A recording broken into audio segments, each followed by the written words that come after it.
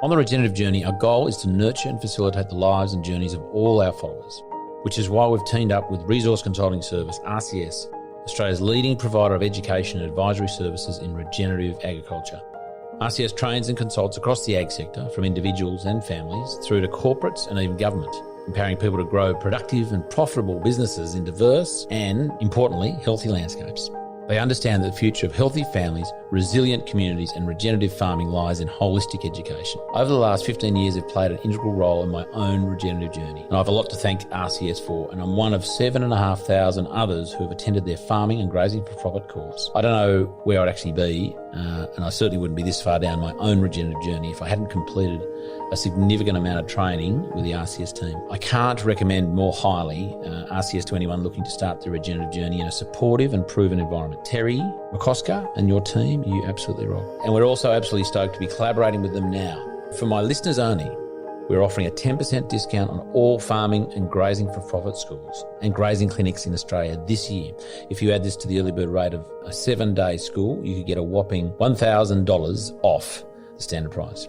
Simply add the code CharlieRCS, that's CharlieRCS, that's one word, at the checkout to get your concession. How awesome is that? Now head to the show notes to find out more.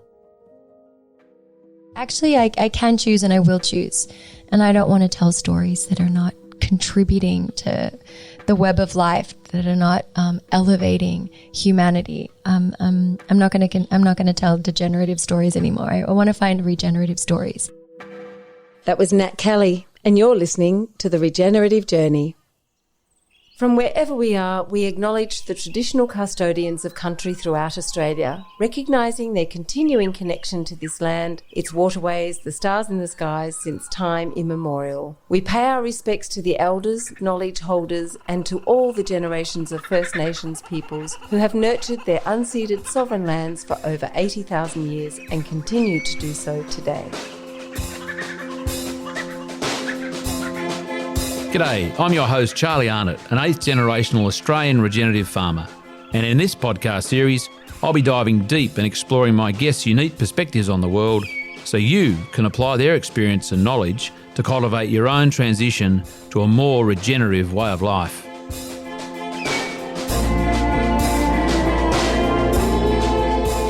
Welcome to The Regenerative Journey with your host, Charlie Arnott.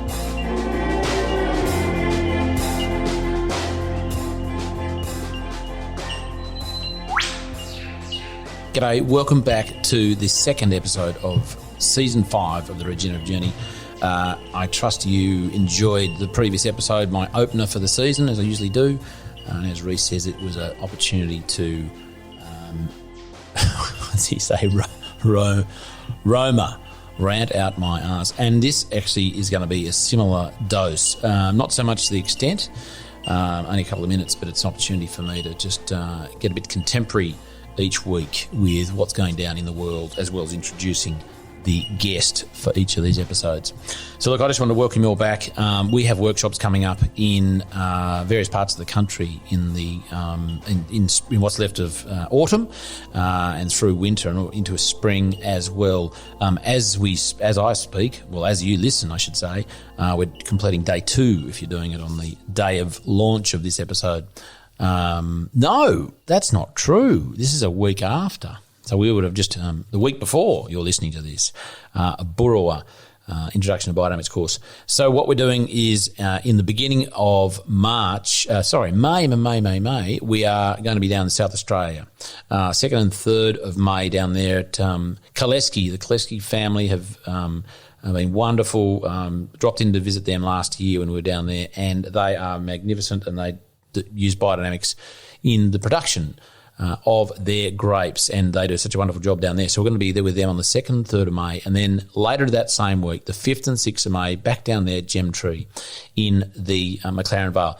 The Kelley workshop is in Barossa, for any of you people who aren't wine buffs. That is where they are positioned, and we can't wait to get down there to Barossa again. And Gemtree in the McLaren Vale, we had a lovely 2 days down there last year, about similar time of the year, and what lovely people Mike and Melissa are. So very excited about those two. We're also going to be jumping into some dates in June and July in Queensland, most likely. We're looking to get to Armidale as well, potentially in, it might be early May. It might be May sometime. Not before it gets too dark. Too dark. I'm going crazy. It gets too cold. I did 4 years of university at Armidale, and I know just how bitter it gets in winter. So we're going to try and avoid that and have that workshop prior to it all just freezing up there at Armidale, and a lovely place it is, though. Can't wait to get back down there. So what are we? So Queensland, we could be up at up north in Claremont or Emerald, and certainly, hopefully, back near Kin, the Noosa hinterland with the Braes. We could be in the scenic rim of Queensland down there, again, southeast Queensland. There's so many opportunities to put workshops on, and we are really excited to get them underway. The other thing I wanted to just touch on, when at the time, the day of recording this, it's probably maybe day 5 or 6 or 4, I can't remember really, of the massive floods that hit southeast Queensland. I'm currently in the northern rivers of New South Wales at the farm at Byron Bay, so if you hear any tractors going past and trucks and things, that's why. And I was saying on again, got to cut that out, mate. It is complete scene of devastation up here. I don't know that the news is necessarily giving the full picture. I'm not sure why not. But I spent a day on a dinghy with a couple of mates on a couple of days ago down at Woodburn, which is just off the highway and near Ballina on the Richmond River. And the river is usually about, wouldn't be 50, 60 metres wide, I'm thinking.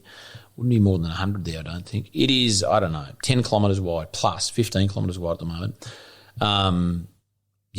It's horrible. Dead animals floating around, people completely, flooded out of their homes. We spent the day ferrying people back from the public school, which is the only place in the whole of the town of Woodburn that's above the waterline. Cars under, houses under.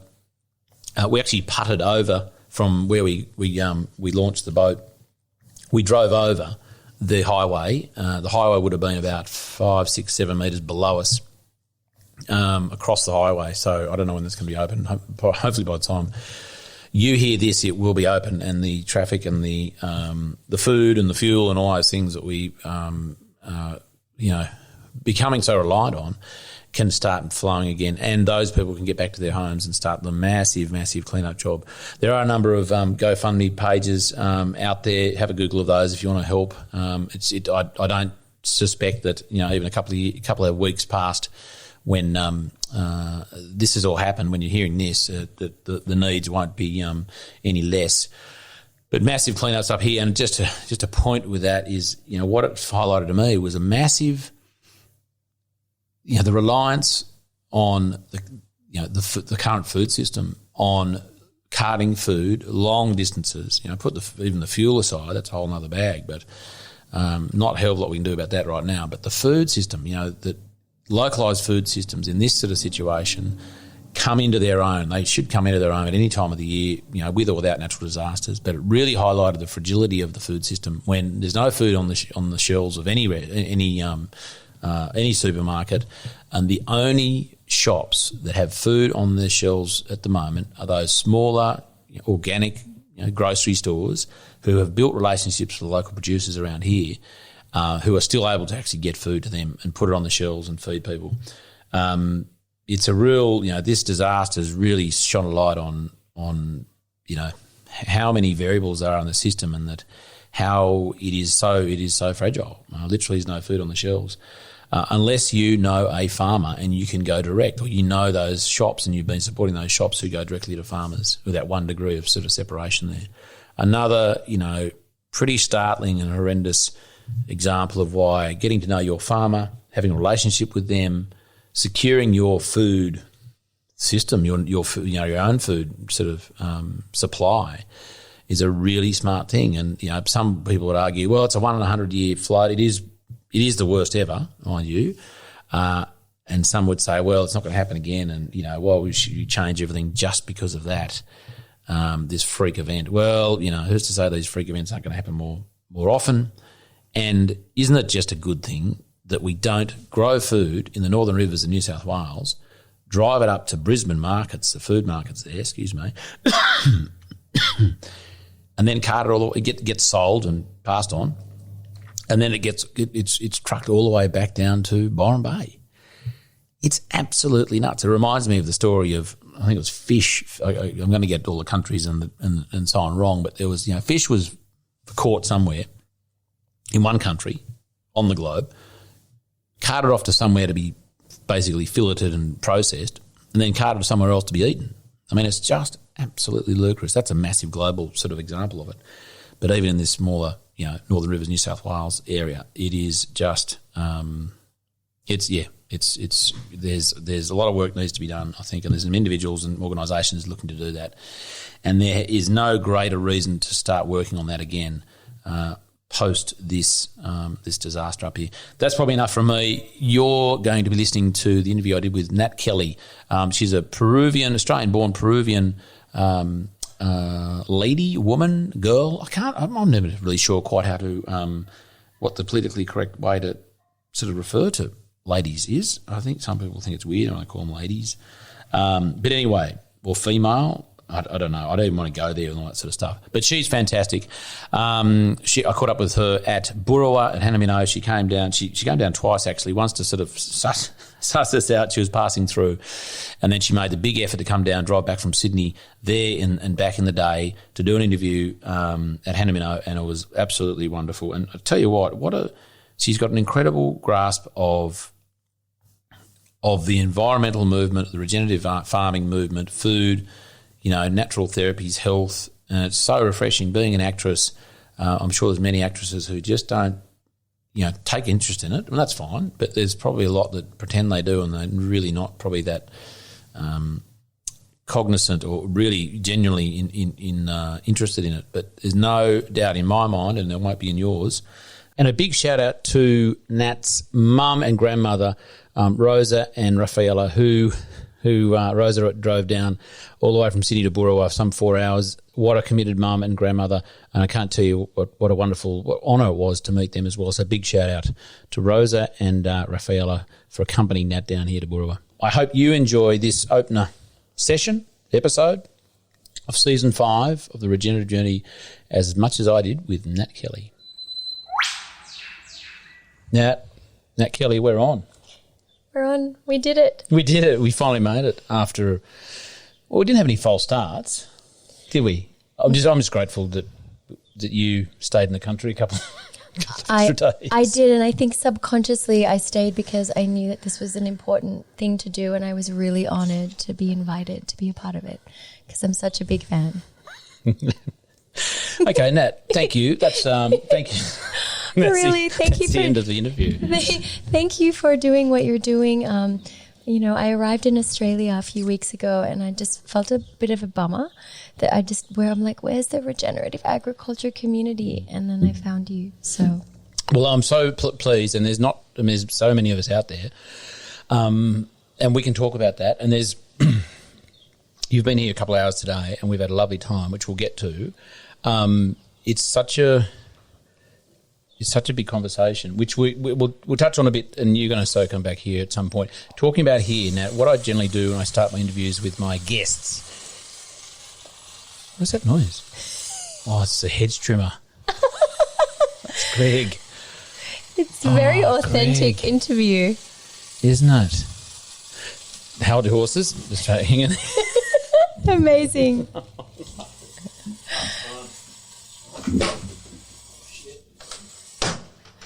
Yeah, we're not in some fancy studio. We're recording live from the farm. This is priceless. Okay. All right. Okay, if any of you are still on the interview, and let's start again. We won't start again. We'll just keep on going. We're here, Nat, in the loft at Hanaminno, where Mum and Dad stay. And we're positioning ourselves up here on purpose because we're looking out to the south across our beautiful dam, across Wiradjuri country in the Burrawa area. And I generally start my interviews, you generally interview people in their own home. their own garden or their own property kind of thing. So it's unusual you're here, but love that you are.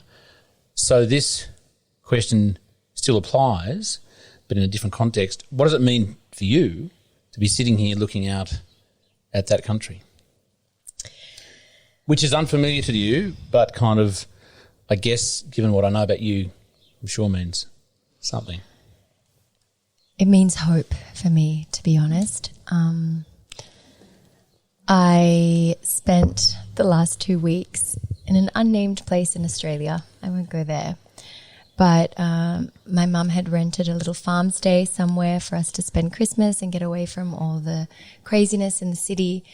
And what she didn't know was that she booked a farm stay smack bang in the middle of soil erosion in Australia.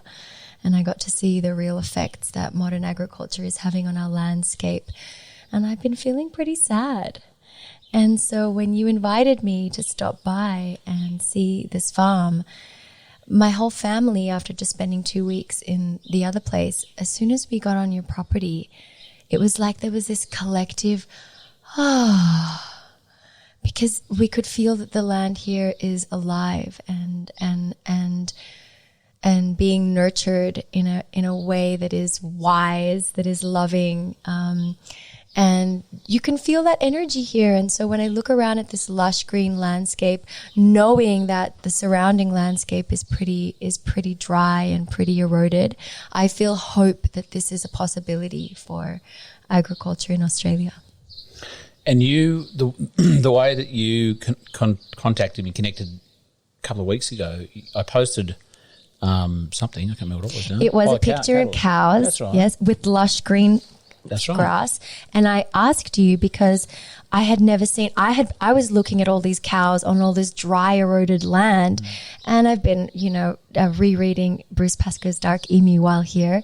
And I looked at your picture and I was like, wait a second, I thought ruminant animals were bad. How do you get your land to look like that in Australia? Obviously, we know that ruminant animals can be a beneficial presence to the land in other places, but I thought here in Australia it didn't work with the soil. And you sent me a lovely voice note telling me, directing me to some of your podcasts which explain how we can reintegrate these creatures into the landscape in a way that's good for the soil.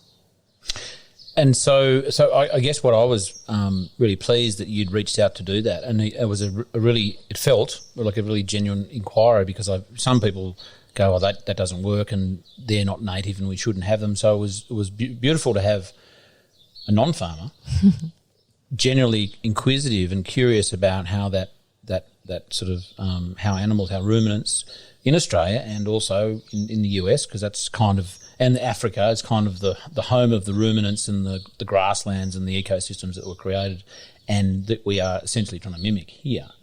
So it was a wonderful comment, and it was the catalyst for then connecting, and then bingo, you're here, which is wonderful, and I'm so glad you are.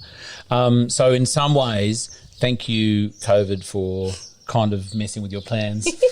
So that's one of the good things that's come out of it. Nat, I want to take you back to as far as you want to go. Your life, your regenerative journey. Where did it all begin? I mean, even before your regenerative journey began, where were you born? Okay. And sort of what happened? What was connection to country there at all? I'll take it back about 10,000 years, if that's okay. Totally. Do you have that much time? That's a great place to start. No, seriously, that's great. That's awesome. Because my ancestors in Peru, recently we are called Quechua. We were the Incas, and before that we were many other cultures. But we were master regenerative agriculturalists, creating biodiversity, creating a lot of the diverse seeds and crops that we know today, corn, potatoes. They all come from Peru on many different varieties, not just the 3 kinds that we buy in the supermarket today. And I come from a long line of agriculturalists and shepherds and people living in harmony with the ecosystem. And like a lot of people, that connection to the land was severed through colonization, but then also through migration. You know, I was born in Peru, but then my family had to move from the rural part of Peru where we're from because of poverty, because farmers aren't valued, and the new trade agreements meant that, you know, these subsistence farmers were barely subsisting anymore, and if they didn't want to grow the things that were being sold on the world market, like coffee and cotton, etc. So there's that part of it. My mom immigrated to Lima. I was born there, and you know, she was a single mom, and she didn't want me to be raised in a majority Catholic country with that kind of cloud hanging over my head of illegitimacy. I'll just be honest. And so she moved me to Australia, and my dad not being in my life was the best gift he ever gave me, because moving here provided me with so many opportunities, with such a different worldview than if I had stayed in Peru. And I was raised here in the lower North Shore. And like all Australians, felt a deep connection to nature, but to be honest, never really thought about the soil, never really imagined that one day my dream would be to live on a farm. I was a city girl. But one thing I'm really grateful that my mom did keep alive in our family was our pride at our indigenous culture. So even though we were this little, like, you know, maybe not so typical, but like lower North Shore family, at my home we would still sing and listen to Peruvian music. And my mom, I'll put this picture up on the page for you to put in the show notes. You know, when you go get those glamour photos when you're young and you go take your kids. So my mom would dress me up in the full traditional Peruvian gear to go get those glamour photos taken. And now that's cool that she even had some. She had them in our size. She had the children's version sent over. And at the time I was like, Mom, this is so embarrassing. The other kids get to go wear matching jeans and jackets and wearing this like full traditional garb. Imagine what the glamour photographer at Chatswood Mall probably thought. But now when I look back at those photos, I'm like, oh my God, from such a young age, my mom always taught me to be proud of my indigenous heritage, even though I was raised literally on the opposite side of the world. And that had that kind of seed that she planted really bloomed later in my life when I went back to South America. And I was keen to see my indigenous family. I was like, I can't wait to see Machu Picchu. I can't wait to be back with my people. My mom proudly would tell me the Incas built more roads than the Romans. Really? You know, at the height of the empire, they were feeding 10 million people all through regenerative agriculture, not a drop of glyphosate or nitrogen. To answer, when people always ask about scaling regenerative agriculture, I'm like, the Incas did it. It's just about the kind of care and love and attention you have for the soil. So when I went back to South America and I saw my people living in poverty, in shame about their indigenous heritage, wanting to be non-indigenous. You know, I saw these languages disappearing, these ways of life being just moved out by the monoculture of globalization and colonialism. And I felt, even though I was young, I was only 18 when I went back to Peru for the first time, I was like, something's not right here, systemically. What age were you? Just to get 18. 18, okay. When I first went back. Really? So I'm culturally very Australian. Yeah. But, you know, like I said, those bloodlines in me run really strong. And I said, I have to go back to Australia because I'm not okay with this poverty. I'm not okay with these oppressive systems keeping Indigenous people in poverty, beggars in their own land, you know, displaced, dispossessed. And I said, and just volunteering is not enough. And I had the education. This is why my mum moved me to Australia. I have the resources, the opportunities, and the education to make a difference on a grander scale. So I went back and I started my degree in social science and policy at the University of New South Wales.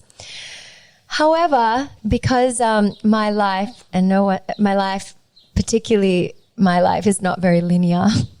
I always get to things in a meandering way, like a river. That's the best way. That's the best way.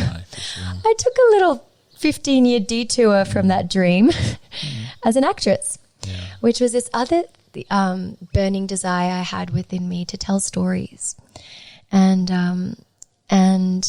look, that's a whole nother podcast that I won't do a deep dive into, but I will say I moved to America with the dream of telling the stories that I'm on the verge of telling now. Like, it's taken a while. Like, I had to do a few silly movies about car racing and stuff that didn't mean anything to me before I got here. You know, like, you don't get to choose as an actress, but now I'm in a part of my career where I'm like, actually, I can choose and I will choose. And I don't want to tell stories that are not contributing to the web of life, that are not elevating humanity. I'm not going to tell degenerative stories anymore. I want to find regenerative stories. And so, and now I'm in this amazing time of my life where both the dreams inside me, the dreams of that part of me that went to university to study social science and policy, to change legislation and to enact change on a larger scale, and the part of me now that has, as an actress, has the skills as a storyteller and the platform. Those two parts are intersecting, and I'm just in a really exciting place in my life, and I'm just really grateful to the web of life, especially my ancestors, for dreaming me into being in this way. I'm really grateful for all the opportunities and talents that they have given me. And now my question is, please show me how I may use them to be of service. So that's a really beautiful, I'm in a really happy, beautiful place in my life as a result of that. Yeah. Has the last 2 years, where I guess work's been challenging, and for not just in the acting world, but in all around the world, but every industry, has that given you pause for reflection, space, time, opportunity? I mean, has that been a good thing, or has it just been a big pain in the ass? Oh, it depends what lens you have on. If you're in that scarcity mindset, I'm like, this has been a really bad 2 years.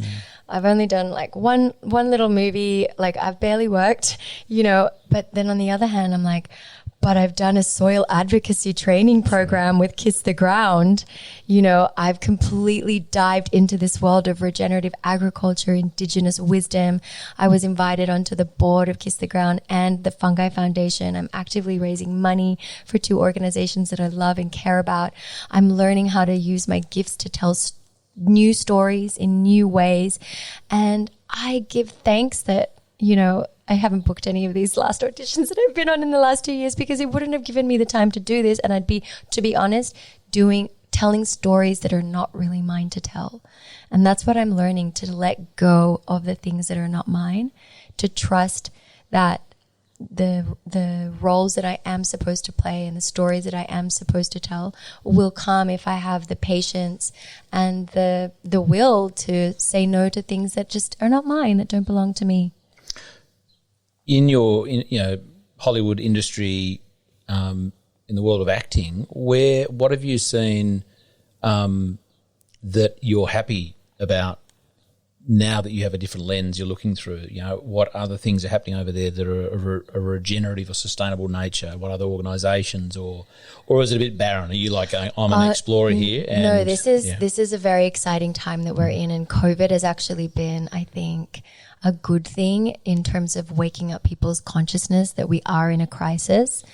Of course, most people think that the main crisis is COVID, but we know that that this is just preparing us for the larger crisis of climate change.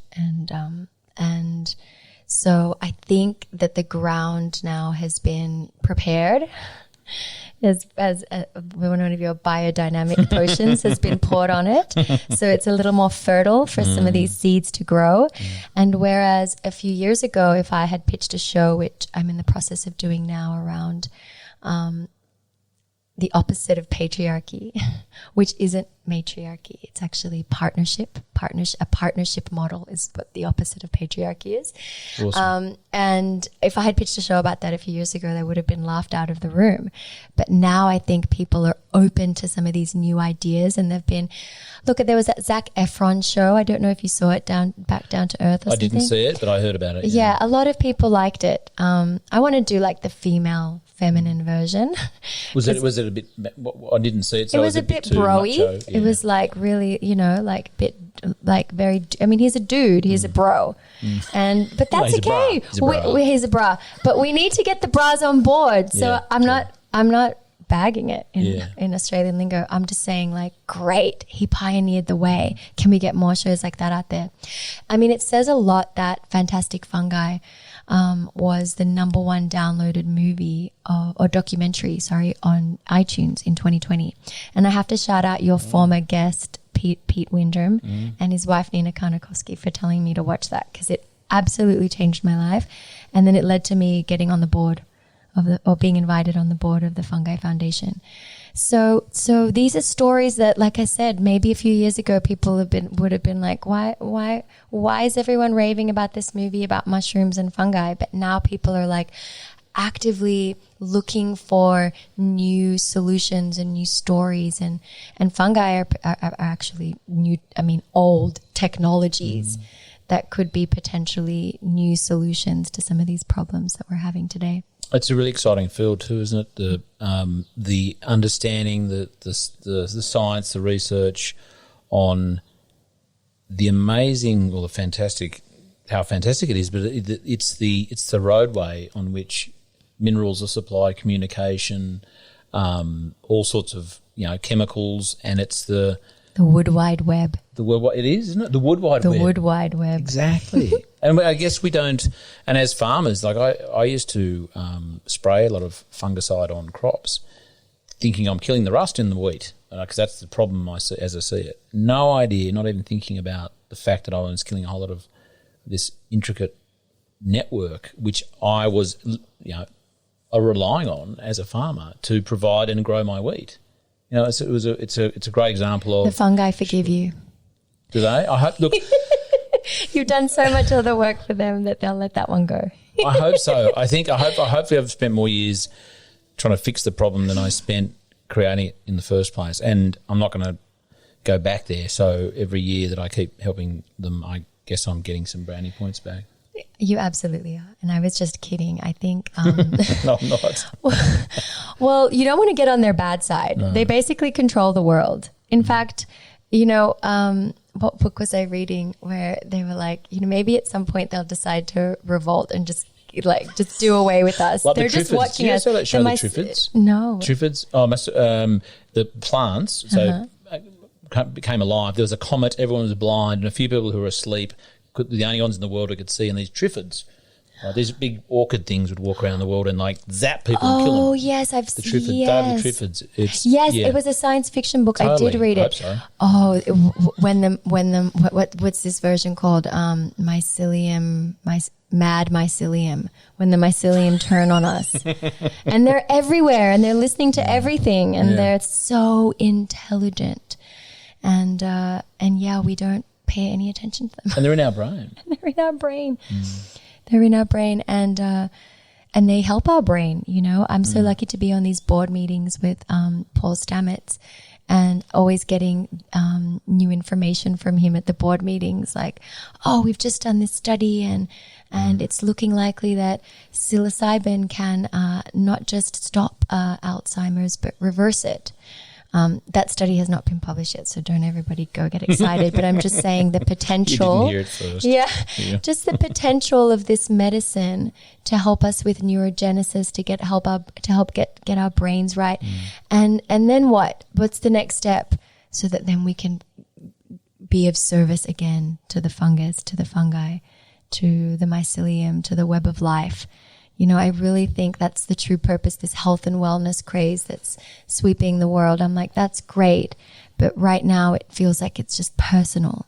And we're missing the link between our health and wellness and the health and wellness of the earth, the collective health and wellness of all the living organisms on the planet. And we're so sick because the collective is sick. And I'd love to see the health and wellness industry expand to include self-care, to also include earth care and living being care, tree care, fungi care.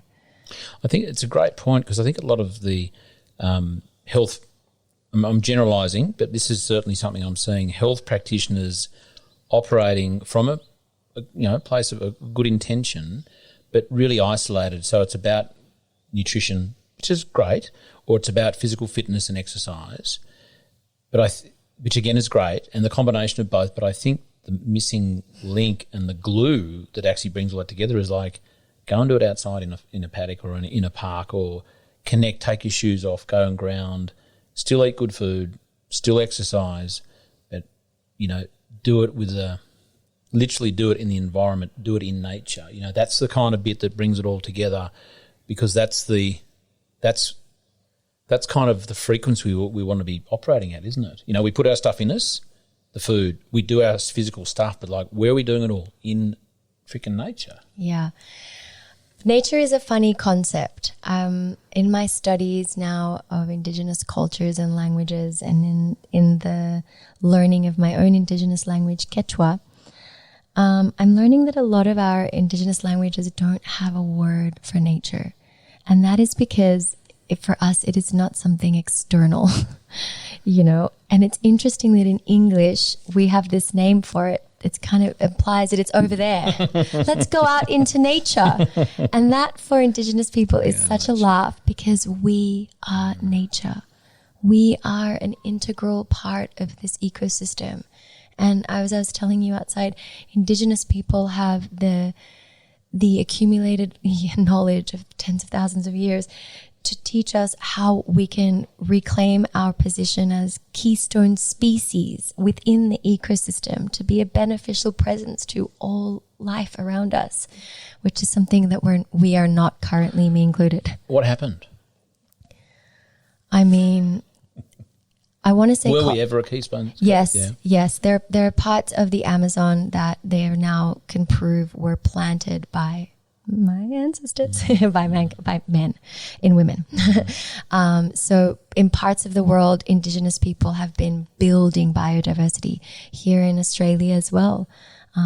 The Indigenous Australians here have also been a part of building biodiversity, of shaping the natural landscape to make it better, to make the soil more fertile, being regenerative humans. And you've had many guests say this before, but this new term of regenerative agriculture is great, but we always have to acknowledge that these techniques are not new. They do come from the original peoples and stewards of the land. And so I think, and I want to qualify this by telling everybody that I'm not a farmer. I've barely grown, I've grown some herbs, I've grown some kale and some strawberries so far. And I bow to Charlie and I bow to all the farmers out there. And so I definitely want to be humble and not sound like I'm telling anybody what to do.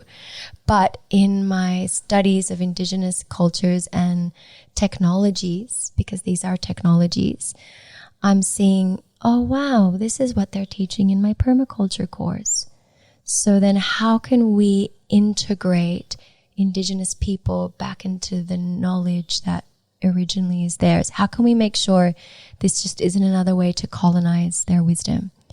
And so this is now a more integrative approach, because if we really care about biodiversity on the land, then we need to care about the biodiversity of voices in this space.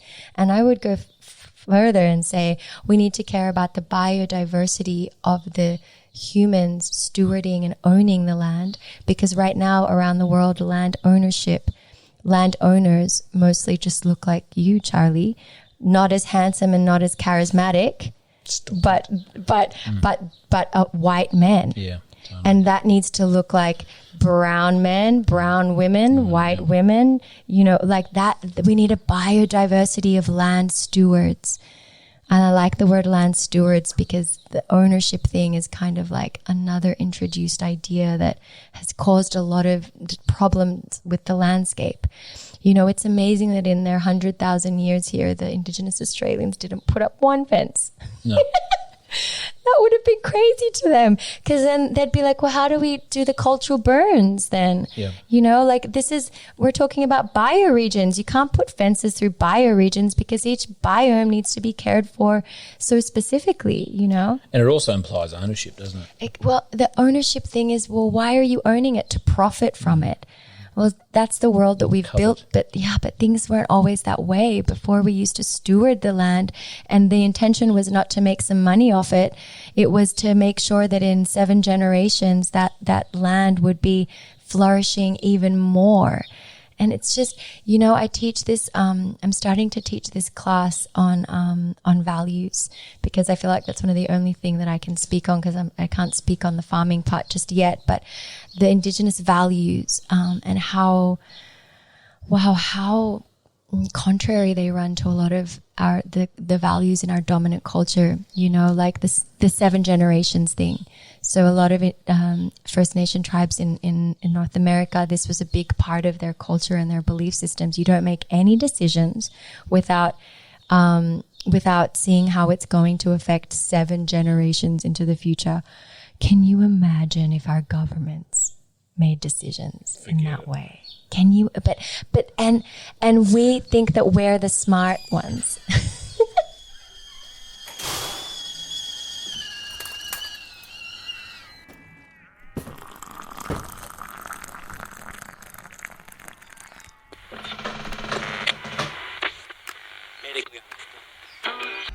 Looking for more information to assist your regenerative journey?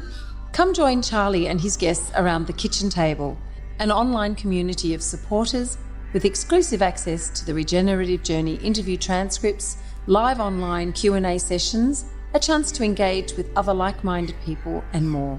Go to www.charliearnott.com.au/the kitchen table, and we look forward to sharing a yarn with you. Now let's get back to this week's episode. Their time frame is 3 years, which is 3 to 4 years, which is the period of their election term. Exactly. We went from 7 generations to what's good for the next 3 years. Yeah, and of course, when you've only got 1 year left, it's just that year, isn't it? Everything beyond that is like, who knows? That's what I mean about needing to create some systemic change here. Another value that I love is aini, because this comes from Quechua. It's a Quechua word, and it's broadly translated as reciprocity, but to dive in a little deeper, it means for you today, for me tomorrow. That implies you're giving before you receive. Now compare that to trickle down economics. Just let me make $1 billion. Let me cut all the corners and not follow any environmental regulations, because trust me, when it trickles down, it's going to be good for everybody. I mean, it's just the opposite. It's just the opposite. And is that not what happened in Peru and in South America and Australia and everywhere, that, the farmers that are now called subsistence farmers, they were abundance farmers. They were regenerative farmers, and they, as you said before, they were they've been disenfranchised, displaced. The mind boggles at how I kind of know how it happens, but how. Who did it? Who do we blame? Well, yeah, sort of blame, but no. How do we get to a point where that was not valued anymore? I know. I joked like, who do we blame? Because when I first got stuck into it, I did feel a real anger, when I saw how things used to be. And this is, look, I want to also acknowledge that, I'm not describing a utopia here in these indigenous cultures. Obviously, we're humans. Look, there are some of us were eating. We're cannibalizing each other in different parts of the Americas. That happened. There was a little bit of child sacrifice. The Incas were into that, but in a more humane way. We weren't perfect. But what we did have down was our relationship to the natural world and our understanding of how to be a beneficial presence to the natural landscape, and not taking more than what we needed, and always giving back more to the land. There were strict rules around harvesting. There were strict rules around the use of water, especially here in indigenous cultures in Australia. I was reading again in Dark Emu, just the management of the fish traps and the dams. And there had to be such a moral code to not take more than what you needed, because the people downstream wouldn't have enough. And oftentimes you would never even meet those people downstream. But see, this is another indigenous value. It's care and love for the unseen and the things that maybe you won't, the people and the living beings that maybe you can't see or will never meet, but you know still have value and you need to protect. Now compare that to our value now of out of sight, out of mind, which is how we really operate. I'll just dump my fertilizer over here because I'm not going to see it. So, all my rubbish. All my rubbish. Yeah. Let my runoff go into this water table because, I'm not seeing it. And so indigenous people had a really, they understood the interconnectedness of all living beings. You can't do anything in secret over here and expect it not to have a ripple effect somewhere else. And so going back to how I just want to move away. I never want to act like I'm blaming or I'm better than. I'm actually not even 100% indigenous. My father was from Europe. I have both races inside of me. And I think it's a privilege to hold these two bloodlines, and it's a privilege to be able to tell these different stories within me, and in the hopes that they can help us write new stories in the future that include all of us as one living family in this web of life, finding a way to move forward in a way that benefits everyone involved. But there's one story I want to touch on because it really sums up a lot of a brief history of agriculture in Latin America in particular. So corn, which is one of a food that is like a staple today all around the world. Corn started as a wild grass in the mountains of Oaxaca, Mexico. And about 10,000 years ago, indigenous people started to seed select this wild grass. And over thousands of years, they were manually modifying these seeds to create all these different species. And then it became a staple. It basically fueled their civilizations, the Olmec, the Maya, the Aztec, and eventually this knowledge of corn spread up towards North America and took off over there. It came down to Peru as well. And thousands of varieties of corn were in existence when Columbus, quote unquote, discovered the New World. Well, now we've lost about 96% of those species. And so what happened? So, as the settlers came, a lot of the times they saw the indigenous methods of farming as were basically just not profitable for them. They're like, what are you doing growing all these crops together? No. Raise this because it's not going to make us any money. Cut all this down. You're going to grow coffee. You're going to grow cotton. Because someone over another continent wants it. Yeah. And so this, for me, is a crime against humanity, is severing us from this wisdom that took us tens of thousands of years to build up and cultivate. And then in terms of the seeds, well, this is another whole rabbit hole, but with this whole seed patenting, Monsanto/Bayer, what they're doing now in deliberately destroying the seed biodiversity of corn, they have basically erased tens of thousands of years of hard work. And so that sums up basically agriculture in Latin America. We worked really hard for a really long time to create biodiversity of seeds, fertility in our soil. And then when the settlers came over here, they had a different mindset. They replaced our values of Aini, etc., with profit and free market and now capitalism, which is an extension of colonialism. And that was built on land grabbing, exploitation, and extraction. And now we're screwed.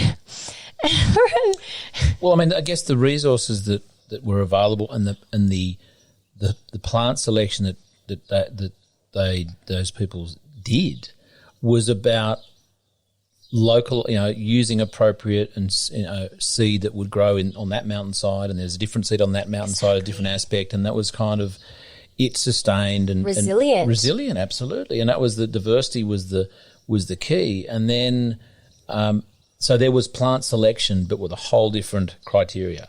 Exactly. And then the modern plant criteria of selection is just about yield and, well, at the end of the day, profit, but it's just yield. It's about tonnage. It's about simplicity, monoculture. Let's just use the same gear on the same field with the same crop. And it's control, because they don't want you to propagate your own seeds, because that's not profitable for them. So they sell you, you have to go back and buy your seeds from them next year. We wouldn't want those farms to be sovereign kind of peoples, would we? And so, but the problem is that when you just have this, and this is why the monocultures are so bad. And if I'm at war against anything, it's monoculture in every way, in society, among people, seeds, the seed example, this monoculture of corn. Well, what happens when we're in a drought? We've lost now those seed varieties that the Hopi have stewarded over thousands of years that survive with almost no rain. So we should be getting on our knees and thanking these communities instead of doing basically what Monsanto's doing and suing them and basically contaminating crops. And I mean, it's full scale war what's going on with the seeds.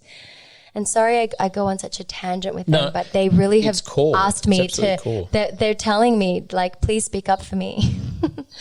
Well, I mean, it's not dissimilar to, if we can step sideways, because it's parallel, I believe, the medical world, because, that is in itself a monoculture of medicine as well, isn't it? And when one medicine doesn't work, there's always a raft of others, but they're similar and there's no consideration of, whether it's we go down the track of, your own immune system and your ability and your natural immunity, or whether it's just keeping it simple with nutrition. It's kind of, and as we know, pharmaceutical world and the farming world, I mean, they're the same people. Just creating a problem at one end and then creating a so-called solution at the other. Let's make sick people.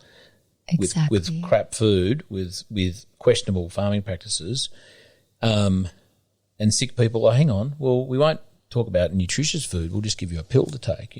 It's a closed system, and they've clever. There's evil geniuses, and what about wiping out all our gut flora and creating monocultures? Creating monocultures in our gut. Yeah. I mean, it's all interconnected, and it's all being reflected. Our illnesses and our lack of diversity in our gut is a direct reflection of how we're treating the soil. So what could be, and this could be a very big answer, what are some of the solutions? It's not always a word I like using, actually. What are some of the suggested approaches that you might suggest to our listeners, whether it's about health, whether it's about, their attitude to, fashion is a whole nother thing. How sustainable is it really? Are there people doing good things? Who should we be supporting in that world? Let's start there, maybe in the fashion world. Okay, so that was a big one for me, because when the fires happened in Australia, which was the big catalyst for this awakening that I am still on, that the fires were a visceral, real example of the interconnectedness of everything, and how human behavior is affecting the planet in a very destructive way. And it caused me to really wake up and say, I cannot live siloed and think that my actions, from what I eat to what I wear, don't have an effect. I may just be one person in billions, but I'm one person with a platform, some kind of a platform. So, and even if I didn't have a platform, that kind of personal responsibility is very important. And I hadn't been living up to my values, I really hadn't been. And that was a really hard one for me to acknowledge. But I actually did it in a very public way, because I had been such a I had been such a like fashion influencer and because I was trying to heal my gut issues that I had with my psoriasis, I was like really on the paleo bandwagon as well, without talking about how important it is to make sure like where your beef is coming from. So I was this like real meat, burger eating fashionista. And it was so cool. It was so out of touch with like, and some of my friends would call me on it too, like, you know, like, oh, don't you know what cows are doing to the Amazon? And we'll go back to the cows later because they're an animal that I have a lot of reverence and respect for, and I'm still very much learning how and when and why and when not to, you know, employ them on the land, because every country there's a different context, and where I'm from in the Amazon, it's a biggie that we're dealing with there with the deforestation. It always comes up, understandably. But I'm from there, so I, you know, have to really walk that walk. And I had friends being like, are you really still promoting that? And so the fires were just like this massive wake up call for me, like, okay, I've got to get my personal accountability in check here, especially if I have this platform and I'm sending out messages. So then I went on a whole kind of like repentance tour, but in kind of like a funny way, just like acknowledging like, oh my God, I've been the biggest proponent of like trends and fashions, but now I'm just waking up to the fact that it's the second most polluting industry in the world. I saw some of these documentaries where I saw like River Blue, for anybody who wants to watch, where you see literal rivers change colors, and and every season they're a different color, whatever color is trendy that year. And those waters and those toxins and those contaminants from the tanneries and from the textile factories are going out into the streams, contaminating all the water tables, killing, you know, the surrounding farmers, killing that agricultural land, ending up in our oceans, ending up in our fish. We're eating them. I mean, like this cycle couldn't get more destructive. And I was just, so I went on this repentance tour, and it was really fun. And I went on a no new clothes diet for 12 months because I just had to kind of like really sever my addiction to retail therapy. And you did this very publicly, like social. Yeah, I did it. Yeah, I did it pretty publicly. I wrote a column about it, and I think it was interesting for people because it was such a 180, and I was being honest about it. Did you get like told you so, or you know, were people supportive, or they say? It was pretty overwhelmingly supportive. Yeah, cool. And I did a video on who, what, where for anybody that wants to go it, where I do like the usual like closet tour. And, you know, I did some research to see like what are other people doing in their closet tours. And, you know, it was just the like. Is that a show? Who, what, where? It's a website. They have an Instagram, and it's like, you know, it's a very the fashionistas, who, what, where, and the fashionistas like to go check on there and see what's cool, what's trendy, what are the celebrities wearing, what's in their closets. So all the other closet tours were like, and this is my room of shoes, and this is my room of Gucci handbags, and this section is dedicated to my furs. And I was like, right, I'm doing the opposite. So I would pick up a piece of clothing and be like, this is made from, this is sadly polyester, which is actually made from fossil fuels. And I will not be buying this textile new ever again. It's going in the bin. Yeah, well, you want to keep wearing what you have until you can't possibly wear it anymore. And those are the values now that I'm trying to embody. And so I have to say that was really fun doing the 12 months of that. And for anybody listening, that's if you feel, I mean, I don't know how many like fashion addicted people listen to your show, but heaps. Farm fashion. Yes. They're probably like, what's she on about? I only shop at Vinnie's anyway. And for those watching on YouTube, Nat's wearing her wattle seed picking outfit. This is what I imagine farmers wear. Shows how much. What is that? What do they do? What sorry, excuse my ignorance. Gingham. It is gingham. This is a friend's small batch made company that I wanted to support. Who is it? Give a plug. Oh, it's called Lasso, Laaso. I've still got to convince her to switch to the regenerative cotton, though. I gave her a good talk about conventional cotton. She's on board. Australia? No, she's based in Europe. But anyway, so just for those people who might want to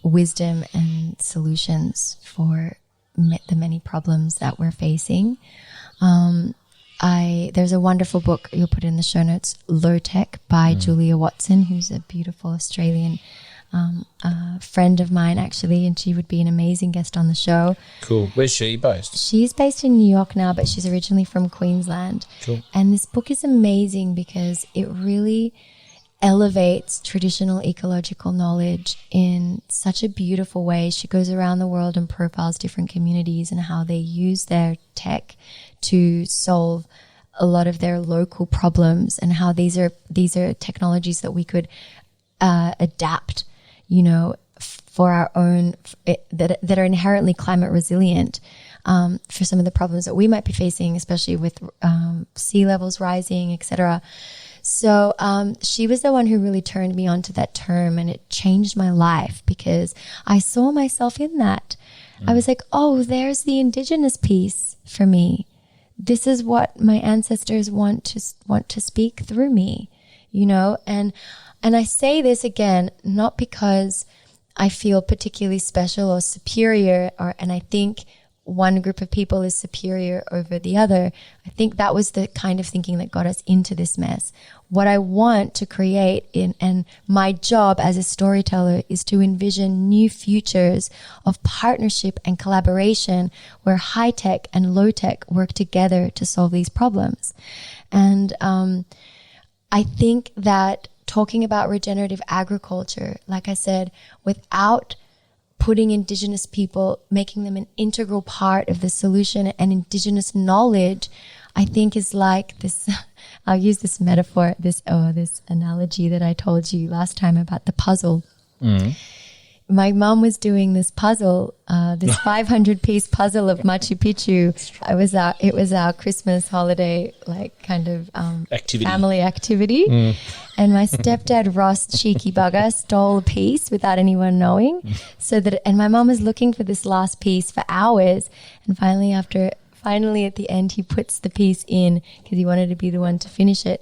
But it made me realize, like, wow, without that one piece, we couldn't say that the puzzle was done. And so trying to put all the pieces of the regenerative agriculture mission together and vision together, like, okay, you've got the biodiversity, you've got the cover crops, you all these like technical pieces, without putting the piece of the indigenous knowledge, the traditional ecological knowledge back in. It's like you can't say that puzzle is complete. It's sort of like it's the piece of the context, isn't it? Like all those things in isolation, okay. Even when those things are brought together, like, I don't know, permaculture and composting, they're kind of techniques, but it's like, why are we doing it? And how do we best integrate them?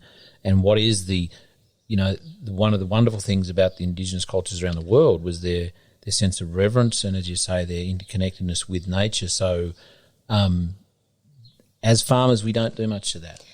And well, enough, I don't think, It is the spirit piece, and it's the logical kind of left brain thinking that also caused a lot of the problems that we're seeing now.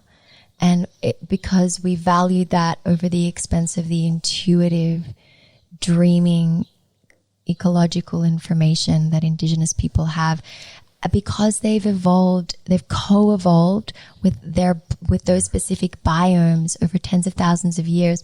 Not only do they have the quote unquote information that is so interconnected and intertwined with their cosmology, with their spirituality, that them and the land are one. There's no separation.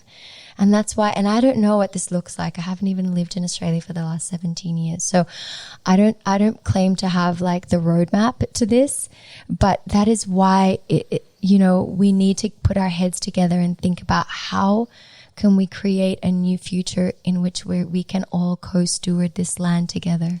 Well, that was, I guess my question is, how do we avoid the call it the problem or the issue of appropriation or accused appropriation of wisdom? Like we know, or some farmers know, that it really needs to be, it's the missing link, it's the missing part of the puzzle. we know people who can help us. We feel like we can incorporate it, but how do we avoid being labelled as an appropriator of indigenous IP or a stealer? Inclusion, yeah. Well, I guess that is a thing, but I guess, equity, sovereignty, just like include. How would you want to be treated if this was your traditional information, but you didn't have access to your lands? Like, what would a fair relationship look like to you? I think it's just coming back to that. Like, there's been so much unfairness in the history of this country and in the history of other countries.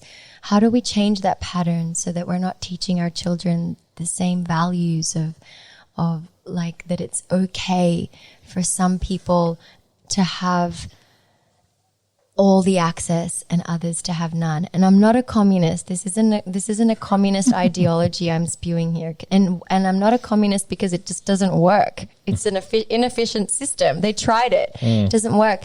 This is going to have to be a different kind of just transition and transfer. Well, it's community, isn't it? It's community. It's like putting the culture back into agriculture, and it's the combination of community in all levels, bringing in the culture, bringing in the practice, access to land, which we are stewarding. I guess legally and officially we own it, but, as the years have gone on and we've created a relationship with Paul House, who I'm really sorry you won't get to meet this trip, that, there is an opportunity to engage him and his people and many other people to facilitate, because we have a resource. I mean, I'm using the word, it's probably not the right word. We have the official access to this land, and we are at this time managing it. So to not share that and not have everyone involved benefit from that is stupidity, I think. Yeah, it's just inefficient because, the sooner we can integrate Indigenous people back onto their lands, wherever they've been dispossessed, you'll see, and also reintegrate the knowledge where it has been lost. And in this country, it was lost intentionally. It was a systemized severance from ancestral knowledge, which is also, I think, such a crime. And we have to act now like these are endangered languages, these are endangered technologies, wisdom, songs, rituals, names, cultural practices, and we have to act the same way we do when it's an endangered rhino. And this is what one of my favorite activists, Lila June Johnston, says.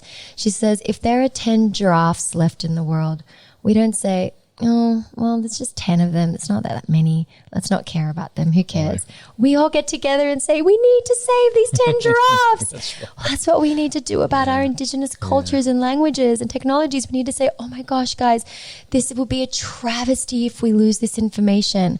This is information that we all need now to heal this problem that we're facing and create solutions that can benefit us all. So let's get together and support the saving of these languages, of this information. Let's get people back on country. And like I said, I have not lived in this country for 17 years, so I'm not an expert. There are amazing experts, people doing great things like the organizations Fire Sticks, helping people, especially Indigenous youth, reconnect with the practice of cultural burnings. Like that could be a moneymaker. You could hire these wonderful Indigenous youth to come and backburn on your property and help them connect with the land in that way. Also, the Children's Ground is another great organization, and they're they're creating country-based curriculum for Indigenous youth, so that we stop trying to make them fit into our systems, and we value their knowledge systems instead. And so this kind of cultural stuff is really important. Like you said, putting the culture back in agriculture, and we have to make sure it's not a monoculture. Totally, a diverse culture. Yes. I just want to jump to Can I just say what a refreshing conversation this is, for many reasons. But one is that you're not a farmer, and you are. You have a platform, and you have the opportunity to tell stories, and there are many people, I'm sure, who follow you and support what you do, and I know of, and I know a few other females in the world who are not dissimilar, who have a big following and have a big voice. And my sense is a lot of them are steering away from the issues, or not the issues, the matter of, say, regenerative agriculture. In some circles, in many circles, in big circles, regenerative agriculture is still a bit taboo because it involves cows. Yeah. So back to the cows. Back to the cows, and I guess it was the genesis of our original sort of connection. And it feels like that's taboo because that kind of, if a large portion of their followers are female probably, and male, but there's, my sense is, because I sort of see who follows them and I kind of get their messaging, that to say anything positive about a cow would be like, man, you're gonna lose them. People don't want to hear that shit. They want to know. They want to be sort of reinforced that cows are bad, and that's a messaging kind of angle that I think. And I'm not saying that's a right way or a wrong way, but I guess getting back to that's refreshing conversation that you're really talking your truth, from your own experience, which is really refreshing. Well, look, I think we can approach this from many different ways. From just in a very practical level, looking around at this where I'm at, looking around at your beautiful farm, how lush and nourished and fertile it is. If you took the cows out of this ecosystem, it would not look this way. Go backwards. Exactly, because you need in Peru we say abono, the fertilizer. And even when I ask my abuelita, my grandmother, about how they farmed. We haven't talked about your amazing grandmother. She's here. She's sitting down having. Here. She's my treasure. Awesome. She's my treasure. And now that I'm getting into all of this, I'm like, I can't believe I wasted all these years not listening to her stories about the cows and her sheep. There's a film there, maybe. Totally. Or a book or something. Oh, she's talked about her cows and her sheep her whole life. And I've just been like, yes, okay. And now I've come back and I'm like, tell me all about the cows again. I'm going to record it. That's so cute. When you ask her about their forms of agriculture, she's like, well, the first thing we would do is we would get the abono, the fertilizer. I mean, this is just like the mainstay of agriculture. So if you're going to have the fertilizer, and if there's a large population of the world that are going to exist on meat, then can this be a mutually beneficial thing where we can bring a purpose and a dignity to the cows? I'm not here to comment on, whether it's a personal choice to eat animals, and it is a fact that we all need to reduce our animal consumption. Like, it's unsustainable, the levels that we're eating. Like my grandmother, who I would consider is like the poster child for regenerative agriculture done in a traditional way, when she was living in Peru, they only ate meat like a few times a week, if that. And then the rest was just vegetables and fermented foods. And she's what age? 90. She's 98, and she's got all fit her, as a fiddle. yes, looks a fiddle as well. She's got all her faculties. She's super smart. Her microbiome is amazing because she wasn't raised on all this factory farmed cows. Right. That said, and I've had a Buddhist teacher say, there's not enough grass in the world. If everybody wanted to eat just grass-fed beef, we'd have to raise the Amazon for the land. So I'm of the middle ground here. I'm like, no more deforestation for cows. But they're already in the ecosystem, and if they can be of benefit, then please use them in that way. But these are not industries we should be growing. If anything, we should be transitioning to see like what are other ways that we can live off the land. What are other animals, other animals like the kangaroos. When I read about how the indigenous Australians used to do the kangaroo runs and kind of guide them and then draft them. Yes, like for me, if you're gonna eat an animal too, you should be involved in some point in your life in the process of killing them. I'll just be blunt. Yep. If you need to know what that is to take a life and give gratitude in that way. And because I don't really have the guts to do that, I've gone mostly vegetarian. But it's actually funny. I'm super anemic, and I was even before I stopped eating meat. But I was reading that biologically, men have the capacity to be vegetarian because women biologically need blood because they lose it every month. Yep. And I thought, oh God, that's not going to happen. Imagine us telling, listen, we've solved climate change, but one of us, or you blokes. Yeah, you guys are going to have to take one for the team here because biologically we can't give up meat. So can you do that? No more steaks and burgers. Like, it's either the world ends, our civilization, humanity ends on this planet, or you get to keep eating meat. Which one do you want to choose? And I know which one I know a lot of guys, I know. Because we're only thinking 3 years ahead. That's right. Not 7 generations, which is a very indigenous thing, as you said, and something that, us as farmers, I mean, I'm trying to think a couple of generations ahead. I've got 3 or 4 generations beyond that we're trying to think about, and I think a regenerative business is one that has to be thinking that far ahead, and one that you can't think that far ahead without including the indigenous cultures. So and indigenous seeds and indigenous the wattle that we picked this afternoon.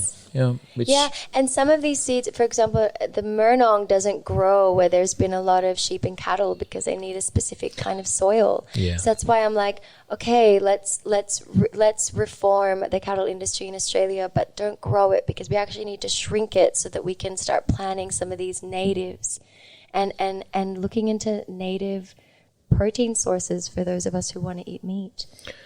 And meeting on that's it. I mean, we have a lot of kangaroos here. Kangaroos. What about the bogong moth? Would you eat a bogong moth? I reckon if it was like, prepped appropriately. Right? I reckon it would be I would love to go back and have a full Indigenous Australian meal. Like, we should do that, because I reckon there's enough. Well, if there's anybody who can still cook a bogong moth, please let me know. I reckon there would be. Maybe Paul knows, because we call them bogongs because they're sort of famous, that whole, the migratory route. And so big moths we just call bogongs. And they probably are. But maybe that's another conversation again, and it's such a wonderful opportunity with people like Paul House to go, okay, I don't know how much Paul knows about that, but that's something, if he doesn't, I'm sure he would love to look at. And if we can go, well, look, if we can gather some people together, if we can utilise this space, whether we're growing something or it's just a place where people gather and we bring in that sort of food, we've got plenty of kangaroo. Why wouldn't we do that? Because we have often had traditional Anglo feasts here with cow and sheep and pumpkin, but to incorporate some of the indigenous foods from around here, it just makes so much sense. Thank you for the prompt. Nat, I'm conscious of the time. You have to go to Sydney. What I'm going to do, and this is a bit of a plug for our Patreon members who are our most loved people in the whole wide world, and if you want to be part of them, you just jump on our website and suss out what that membership is all about. We're going to do a really quick, because I'm conscious of the time, you have to get back to Sydney. It's like a really quick little 5-question short, sharp thing. Can we do that on the other thing? And this is the bait. If you want to hear Nat's answers to these questions, you have to go to the And I'm going to act them out so you can see the video. Because where do you put the video? Is the video just up on YouTube? That's going to be the role play. Interpretive dance. It's going to go on YouTube. Well done. Cool. We've sort of in the last season got cranked up on YouTube, and we're doing a much better job of it too. Sorry, camera, that I haven't been so focused on you, but no, that's good. We amp it up. These last 5 questions. It is. I've got to change my questions so you can actually act them out. Nat, that's been wonderful. I've really, as I said, it's been so refreshing. And you clearly are not you're not a farmer, but in some ways, that can be a real asset. That can be a really good thing. And your regenerative journey is a wonderful one. It's not over. And I love the fact that you said you intersected your social science and policy, and kind of then it was like, well, how do you then tell a story? And what sort of story do I want? And now you've got so much content to tell, which is awesome. And I'm really looking forward to working with you in the future if we can, and hearing your stories and sort of following the rest of your journey. Thank you, Charlie. As I said, it was an absolute honour to be invited onto this show. Massive fan. And thank you for having me. Nat, it's been a blast. And Patreon, you guys are next. Thanks, Nat. Bye. And on next week's episode of The Regenerative Journey, I speak with Terry McCosker. I flew up to sunny Yeppoon to catch up with Terry after trying to track him down for a couple of years. He's a very busy man, and I was very grateful to have captured him in his natural environment up there at Yeppoon for a wonderful interview with Terry McCosker on the Regenerative Journey. This podcast is produced by Rhys Jones at Jaeger Media. If you enjoyed this episode, please feel free to subscribe, share, rate and review. For more episode information, please head over to www.charliearnott.com.au.